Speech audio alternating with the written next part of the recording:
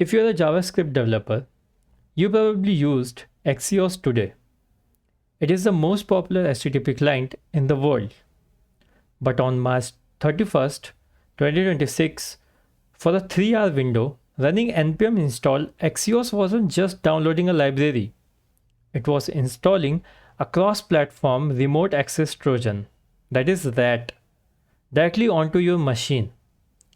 This was a phantom dependency attack that bypassed almost every security check. Today we decode the Axios supply chain compromise. The attackers, identified by Microsoft as Sapphire Sleet, didn't change a single line of the Axios source code. Instead, they compromised the lead maintainer's npm account and published two malicious versions, 1.41.1 for modern Axios and 0.30.4 for legacy Axios. The trigger was a new hidden dependency called plain crypto.js, and this was a typo squat of a legitimate library designed to execute a post-install script. The moment the install finished, the malware was already running. From the attacker's perspective, they wanted total coverage. The setup.js script inside the malicious dependency detected the victim's operating system. On Windows, it dropped a PowerShell backdoor. On macOS, a native binary, and on Linux, a Python-based RAT. It then contacted a C2 server, sfrclak.com. Within 15 seconds, the attackers had full remote control, the ability to execute commands, and most importantly, the power to scrape your environment variables and AWS keys. What makes these attacks a pro level is the cleanup. Once the RAT was deployed, the script performed a self-destruct.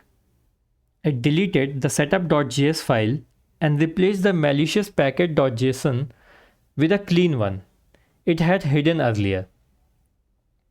If you looked at your node modules 5 minutes later, the evidence was totally gone.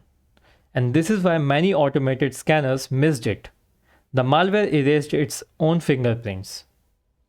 So if you or your CI/CD pipeline ran npm install or updated Axios between this timeline on March 31st, you must assume you are compromised. Check your logs files right now for the versions shown in this screen. If you find them, downgrade them immediately for 1.14.1 to 1.14.0 and downgrade 0.30.4 to 0.30.3. But remember, deleting the folder isn't just enough. Your environment variables and tokens have likely been stolen. So you need to rotate every single API key, npm token, and cloud credential on that particular machine. So this attack proves that even the most trusted libraries can become weapons.